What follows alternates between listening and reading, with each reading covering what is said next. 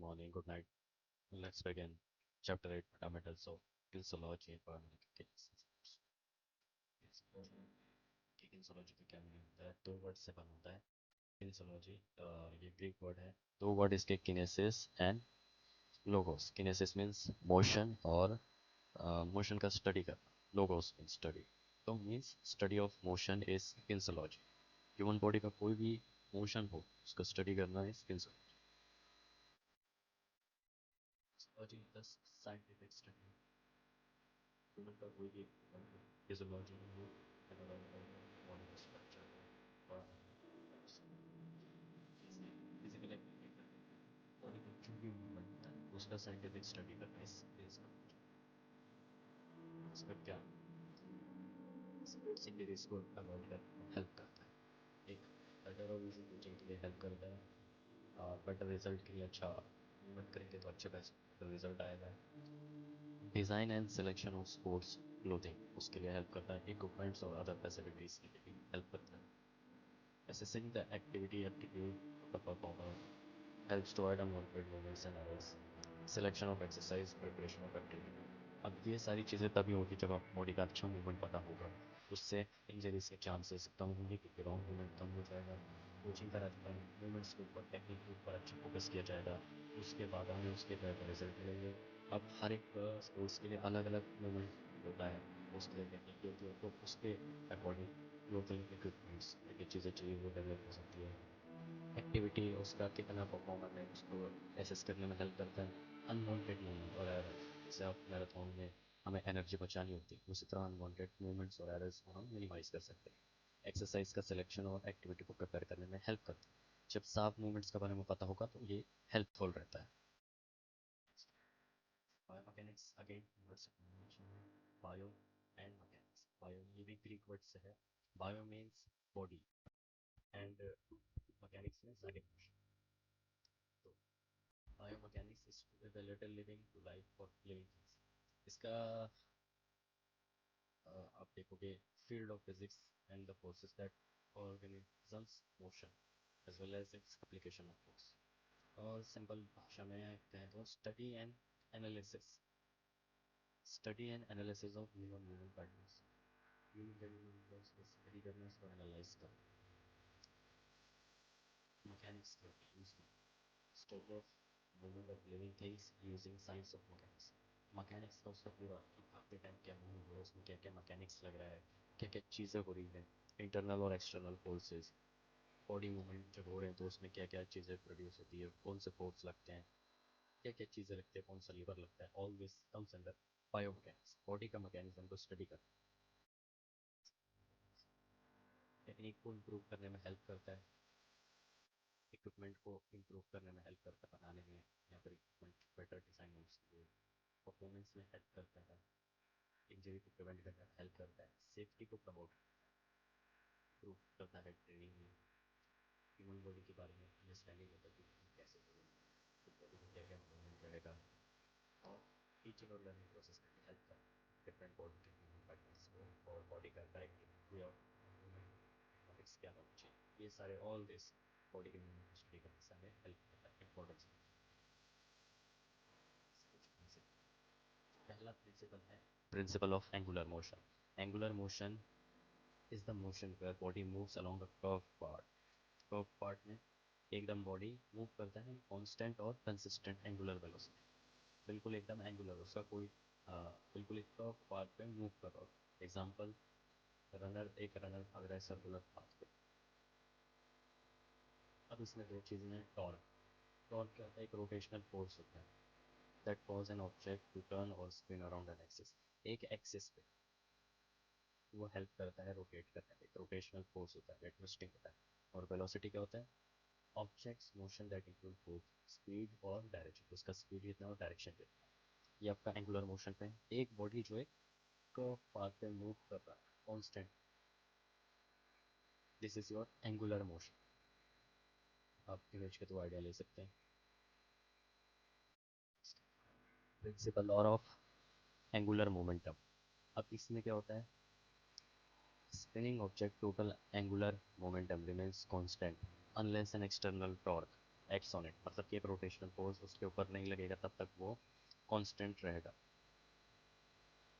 अब इसका सिंपल में देखें, movement of mass when it's rotating और स्पिनिंग, जब कोई रोटेट कर रहा है तो उसका मास, ठीक है। The angular momentum state, total angular momentum of system remains constant, मतलब कि अगर कोई एक सर्कुलर पाथ में मूव कर रहा है तो वो कांस्टेंट रहेगा जब तक कि उसके ऊपर कोई एक्सटर्नल फोर्स नहीं लगता मूवमेंट सर्कुलर कराने के लिए। जैसे आप देखोगे आइस स्केटिंग में, जब तक कि ये अपना हैंड से मूवमेंट नहीं करता है गर्ल, तब तक ये रोटेट नहीं कर पाती हैंड से और अपना फीट के हिसाब से, उसके हिसाब से तो ये बिल्कुल एक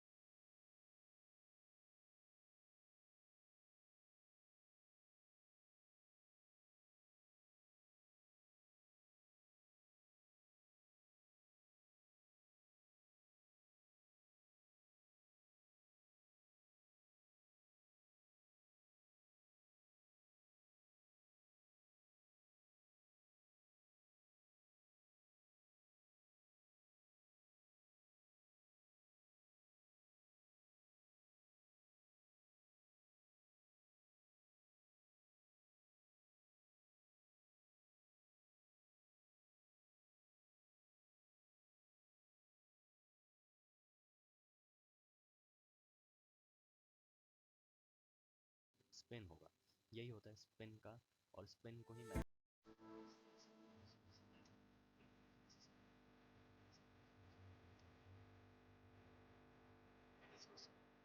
force apply offset side side में उसके एक फोर्स लगाना ताकि वो फिर स्पिन हो सके।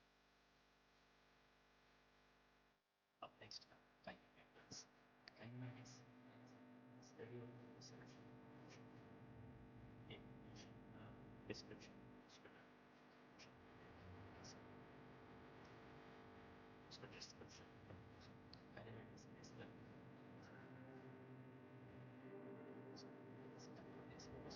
motion of काइनेमैटिक्स फोकस करेगा इस वजह से इस क्या चीज़ एक्सप्लेनेशन वो मोशन इस वजह से क्या चीज़ क्या क्या बहुत लेकिन काइनेमैटिक्स फोकस करेगा स्टडी एक एक्टिविटी उस चीज़ का स्टडी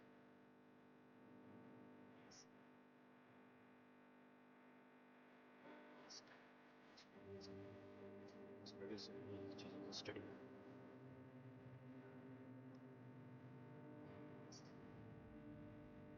काइनेटिक्स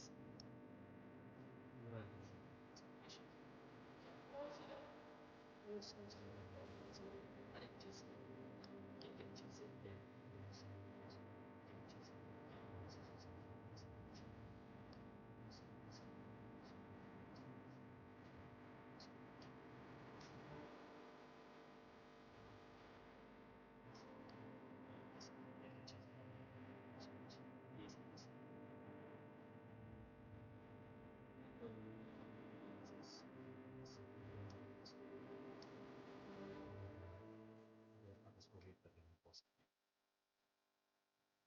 हमारे बॉडी में डिफरेंट डिफरेंट मूवमेंट्स होते हैं तो उनको भी स्टडी करते हैं। एंगुलर मूवमेंट्स होते हैं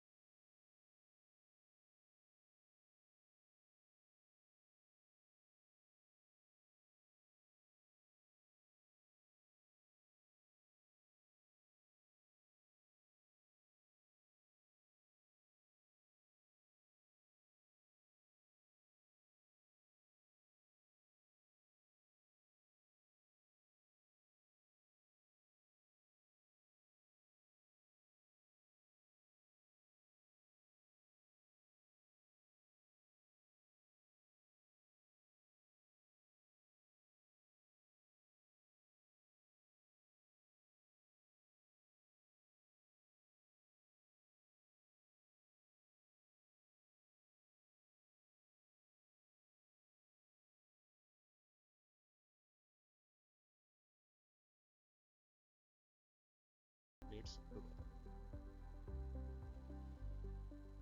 I hope ये clear है.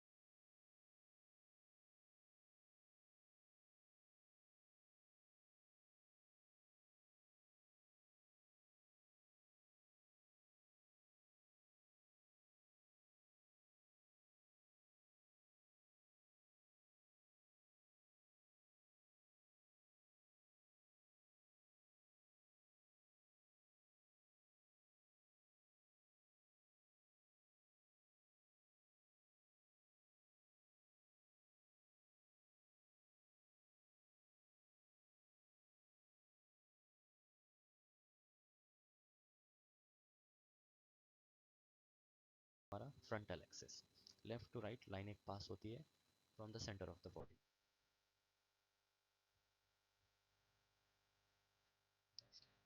Sagittal axis. इसको anterior posterior भी बोलते हैं. Anterior means front, posterior means back. Sagittal axis. अब इसमें क्या होता है? The line runs from front to back. अब ये समझ लो ये सेंटर पॉइंट है. ये फ्रंट से पीछे की तरफ बैक, फ्रंट टू बैक एक लाइन पास बॉडी. ये हमारा sagittal axis. Front to back line pass हो रही है इमेजिनरी. नेक्स्ट है वर्टिकल एक्सिस. एक imaginary line from top to bottom through the centre of ये सेंटर ऑफ द बॉडी में से top to bottom line pass हो. ये होता है हमारा वर्टिकल एक्सिस. आई होप ये तीनों एक्सिस आपको क्लियर है. Frontal axis, sagittal axis, vertical axis. एक इमेजिनरी लाइन पास होती है इन सेंटर पार्ट से left to right, front to back और टॉप टू. तीनों कहाँ से पास होंगे? सेंटर. सेंटर ये इमेजिनरी लाइन सर्विस एक इमेजिनरी सर्विस बॉडी से पास पास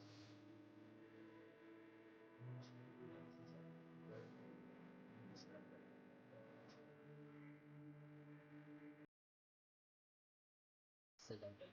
जिसको हम लोग कहेंगे सेजेंटल प्लेन का होता है कि एक बॉडी के तीन प्लेन्स होते हैं. सेजेंटल एक्सिस साइडवेज याद रखना.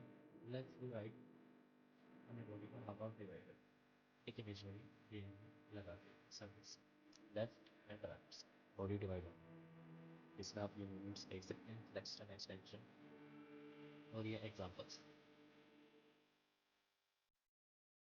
नेक्स्ट है हमारा फ्रंटल प्लेन और इसको बोलते हैं कोरोनल प्लेन. फ्रंट से याद रखना बॉडी फ्रंट से डिवाइड हो रही है. ठीक है, फ्रंट से अगर हमने बॉडी को डिवाइड कर दिया बिल्कुल सामने से तो बॉडी क्या होगा? फ्रंट और बैक में डिवाइड. ये फ्रंट है और ये बैक. इसमें क्या होता है? Passes from side to side. Side to side हमने डिवाइड किया तो बॉडी डिवाइड होगी, फ्रंट और बैक में डिवाइड होगी. इसमें आप मूवमेंट्स देख सकते हैं जो हमने अभी पढ़ा, अबडक्शन और एडक्शन मूवमेंट्स. ये बहुत सारे ऐसे मूवमेंट्स. ठीक है, फ्रंट से याद रखना फ्रंट और बैक डिवाइड होता है. Then next is transverse. Transverse horizontal. अब इसमें क्या होता है? मिडल ऑफ द बॉडी एक इमेजिनरी सरफेस होगी जो बॉडी को डिवाइड करेगा. अपर हाफ लोअर, लोअर या अपर हाफ होगा या अपर लोअर. हॉरिजॉन्टली डिवाइड करेगा मींस अपर और लोअर डिवाइड करेगा. इसमें जो मूवमेंट्स होते हैं वो सारे रोटेशन के मूवमेंट्स होते हैं. आई होप क्लियर है आपको ये.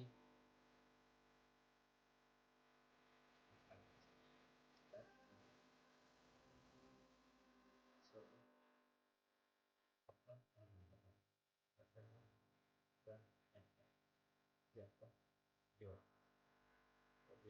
surface.